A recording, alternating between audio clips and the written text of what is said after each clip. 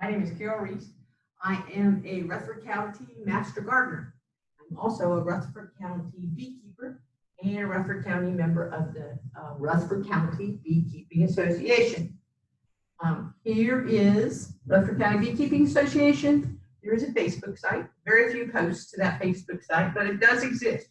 It's checked periodically. You can also get information on Rutherford County Beekeepers at the extension.tennessee.edu. And you can get information on beekeeping from Tennessee Beekeeping Association and extension information also. Here's the telephone number for Rutherford County Extension, should you need it to get in touch with anybody in the beekeeping group. On the internet, they do list the people in Rutherford County who will come and get a swarm off your property. But if you cannot find that location on the internet, you can call this number, and the guys down here at the office will do the work for you. That's 898-7710, 615-898-7710. They'll put you in touch with someone who will come and scoop that swarm up. And right now, we're going to learn a little bit more about bees. Since I mentioned swarm, a swarm is one of the ways that a hive of bees will replicate itself, kind of procreate itself, and go start a new hive someplace other than where they are originally. When that happens, there's a new queen. She takes half the bees in the hive and she flies away. When she flies away, she has scouts looking for a new location that's suitable to put a new hive at. This will be a natural hive, not necessarily one that in a box, like you see beekeepers. They will rest until those scouts come back and tell her, or tell the hive, that there's a good spot for that hive to light. When those bees are swarming, they will not sting. Please do not be concerned about bees that are swarming, harming you or your pets or your children. If you don't bother them, if you don't poke them, if you don't try to light them on fire, they won't harm you. If you're afraid, just stay back from them. Call the beekeepers. Someone will come and get that hive from you. That's a brand new baby hive, just looking for a house. And they'll take, the Rutherford County people will take that hive and put it in a box, probably like this. This is a miniature beehive. Here we have a telescoping top, inner cover. This is a miniature bee box. This would be a deep hive. Inside the hive, there would be frames. These frames would be covered with wax. The wax is used as a foundation. The little bees go in there and they start making wax of their own on the wax that's already in the frames, and they make little cells.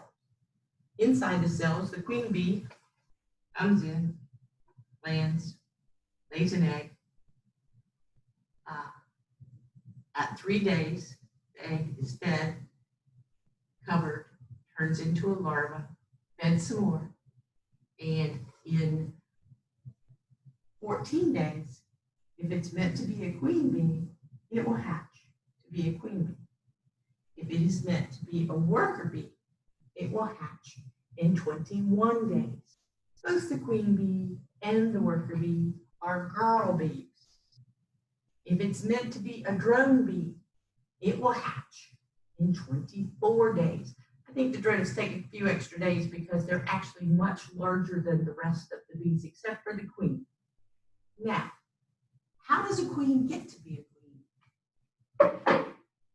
When the hive decides that they need a new queen, they will go to an egg that's less than 3 days old, and they will increase the food amount. In addition to increasing the food amount that egg is receiving, they will increase the amount of protein in that food. They'll also increase the amount of carbohydrate in that food. Those proteins and carbohydrates will be of a little higher caliber than what the rest of the bees are getting. They're not being discriminatory. This food is called royal jelly. Consuming that food will create a queen bee who will be much bigger and capable of procreating in the hive and laying up to 1,500 eggs a day in the hive. Now, the queen will stay in a bigger, elongated cell that comes out of the frame like this and curls down. She will be fed as a larva and as an egg. If the cell that she is coming out of is down here, the hive has decided it's going to swarm. That cell will be down here. If it's in the middle, the hive has decided that they don't like the queen they have anymore, and they're going to get rid of her. They're going to get rid of her by having a new queen come out. Typically, when new queen eggs are fostered by the hive, queen's not in charge of the hive. The hive is in charge of the hive. There will be multiple supersedure cells placed in the middle of the hive. When they hatch, the first thing that happens is the one that hatches first goes around and kills all the other baby queens. That's the first thing that happens. I know, it's sad. The second thing that happens is that baby queen takes off on her mating flight. She will go up to 2 miles away, could be 2 miles into the air straight up, or 2 miles in any direction. The drones, either in this hive or another hive, it'd be better from another hive, we'll see her flying up there. How they do it, I do not know. They have big old eyes, but that's pretty spectacular. They will follow that queen and they'll mate with her. Up to 15 drones will mate with her. After each drone completes the mating act, the queen will rip the spermatocia from its body. It will fall dead to the earth. And number 2 comes along. She will rip the organ from its body. It will fall dead to the earth. This happens up to 15 times.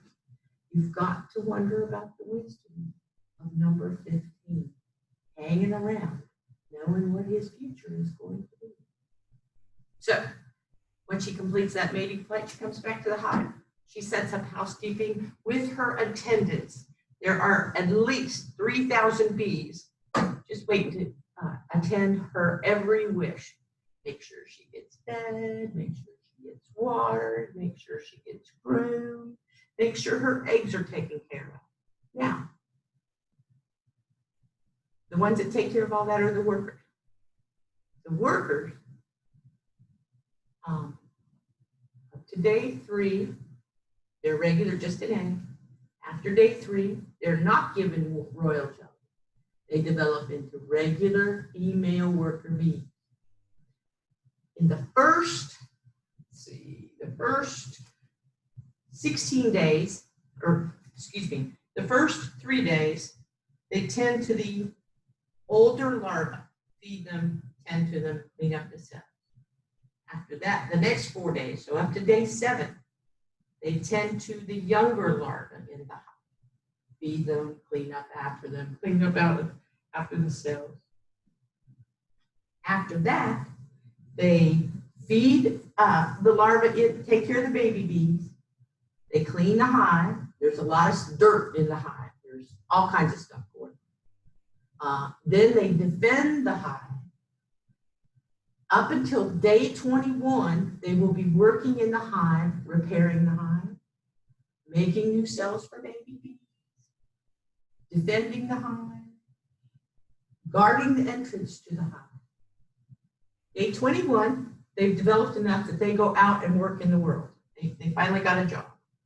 They go out and they collect pollen and nectar and bring it back to the hive, stored in a little specialized organ where they ferment it and they turn it into honey. They store it in here in the cells. There's a difference between the cells that hold baby bees and the cells that hold honey. Usually the cells that hold baby bees are on the bottom. The cells that hold honey circle the cells that hold the baby bees or the larva. This is all nectar, some pollen. This is all baby bees, eggs and larvae. If you have a really good queen, this part's really solid. And if you have a really good hive, this part's full of honey. So we're up to there. At day 45, from the first day this little girl bee was born, she dies. She dies from overworking. She works herself to death. Her wings are tattered. She can't make it back to the hive, and she just kind of falls over dead. And then we start all over again with egg on day number 1. Now we have one other class of bee, and that's the drones. The drones do nothing. They hang around the hive, waiting for either a queen to develop out of their own hive or for a queen in a neighboring hive someplace to take off on a mating flight, so they might be the lucky one that dies. The drones are supported by the hive until the fall. Queens aren't going to lay any more, there's not going to be any more queen cells, queen eggs. So the drones are kicked out on their ears. They're left to die. They're not allowed to come back in. When the hive needs new drones, they'll have new drone eggs laid next spring. Now, in the wintertime, that hive is going to shrink. They're not going to support drones. And as the cold weather approaches, you have less and less bees. They'll typically be in a ball in the center of the hive. There'll be 2 boxes here, normal size boxes. You have a ball like this in the center of the hive. Inside the center of that ball is the queen. The outside bees are going to rotate in and out, in and out, in and out, carrying food, carrying water, making sure that that queen is okay. But most importantly, they're going to make sure that that queen is warm. The center of that ball has to be 95 degrees. And they're going to work to make sure that she stays healthy, happy, productive. She's not going to lay a lot of eggs over the winter unless it's deemed that the hive needs more workers, a few more workers. Because you're still going to have a few bees that are going to die just from flat out old age, but they will last longer than they do in the summertime. They're not going to work quite as hard. So that's it for the queen, the worker, and the drone. I've only given you a little bit of information. There's lots more out there. For every beekeeper that you talk to, you'll get 10 answers. For every 10 beekeepers that you talk to, you'll get 10 answers if you ask a question. If you are interested in becoming a beekeeper, the first thing you do is you need to do your research. You need to read, and then read, and then read. And there's lots of stuff on YouTube. You can watch lots of videos on different portions of the beekeeping experience. You've probably heard that 30% of all the bees die every year. They do. That didn't used to be the case. The reason for that is unknown at this time. There's a whole bunch of fingers pointing in a whole bunch of directions. There's chemicals, neonicotinoids. There's colony collapse and Africanized genetics. There's all kinds of reasons. But nonetheless, 30% of the honeybees in this country die every year. That hurts beekeepers real bad because they lose 30% of what they sought to build up. As far as a farmer is concerned, there's no need to be overly concerned because there are natural other pollinators that are available to pick up the slack. Maybe not as well as the honeybee, and maybe not as workaholic as the honeybee, but it's not the end of the world.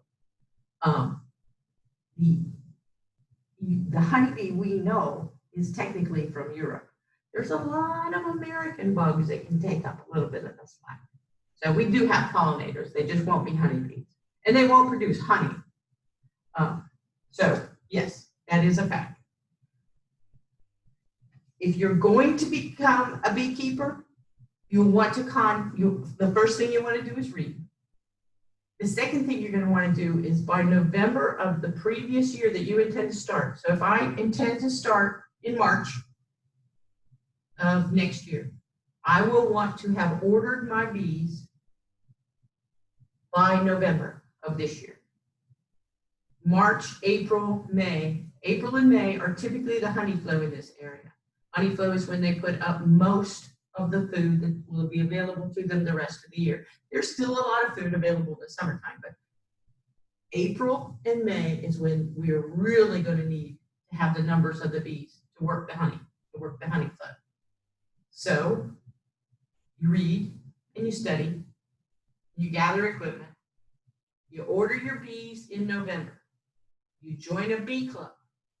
Right now, we don't meet very often, but there are lots of other things that you can do. Again, YouTube, reading.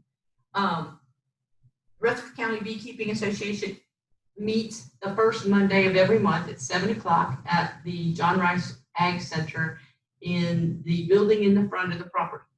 The meeting lasts about an hour, and then we always eat because people like us always eat. In December, you read some more. You'll get your bees probably in March. You'll get a package in the mail, which is a box of bees. You get 3,000 bees in a box. Compliments the USPS. They'll hate you forever. They'll probably call you and say, come get these bees. And you go get your bees and you put them in your hive. There's instructions on how to do that. Basically, you take and you spray them down with sugar water. That makes them a little bit kinder. And then you take your queen and you put it between the frames here, and then you dump your bees in. You just dump them in the box. And as soon as you're sure that everybody's doing okay, you close it up. You're done.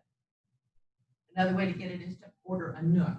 A nook is just a small box of bees. Usually comes with 5 frames of bees, a maybe queen, and eggs and larvae already generated in here. They also have drawn wax comb, which makes it a lot easier on the existing bees. When you have a box of bees that you just throw in there, you don't have any drawn comb. And that's what the bees need to have baby bees. And that's the whole purpose we're here, is to have baby bees so we can have lots of honey.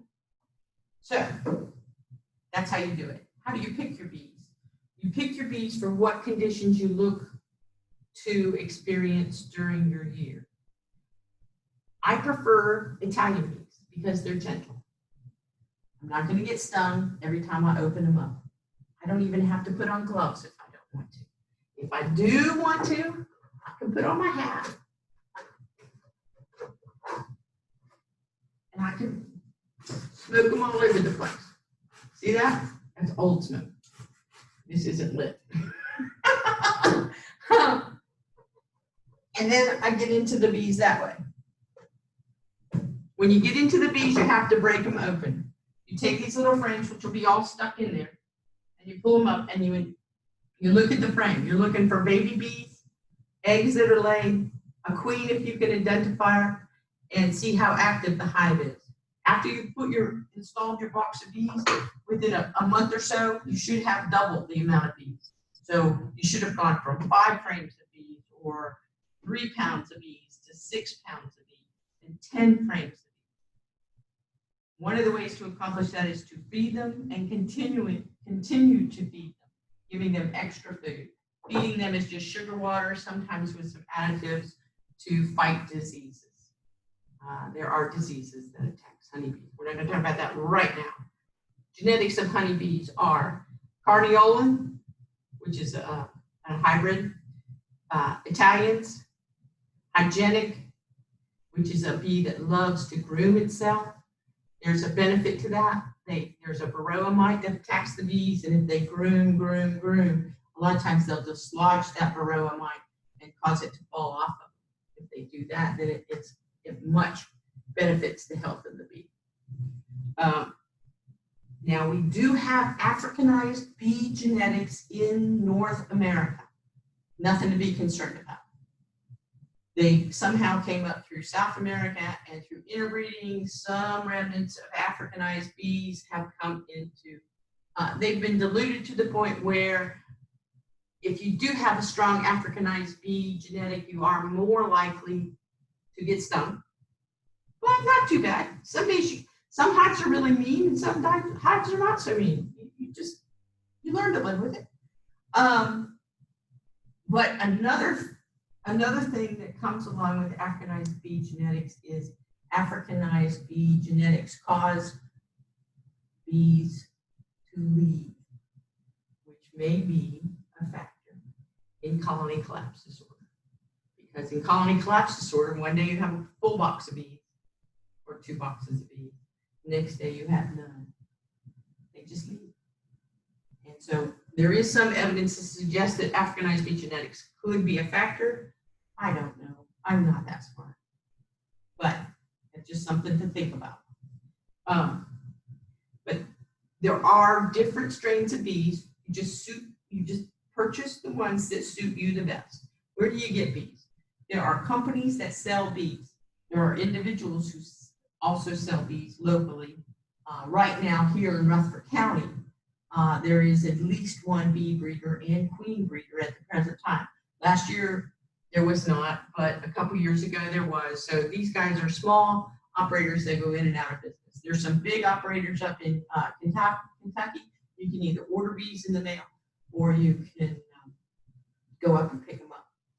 I prefer picking them up. I've had up to 30% of my bees that came in the mail die. And you need to start out with a good number of bees. Where do you put your hive? Most beekeepers will say, again, most beekeepers will say 10 different things. The last hive I set up, I put in the sun. Before that, I put it in a part shade, part sun. I lost those bees. The ones that I put out in the sun are doing great. And I think the reason for that is I don't have as many black hive beetles. Black hive beetles is a pest that was introduced in with the bee population in the 90s. Before the mid-1990s, we didn't have black hive beetle, just a teeny tiny beetle that just irritates the bees to death, and the hive beetle goes into their hive and hangs out and has its babies, and they hate it, and I hate it too.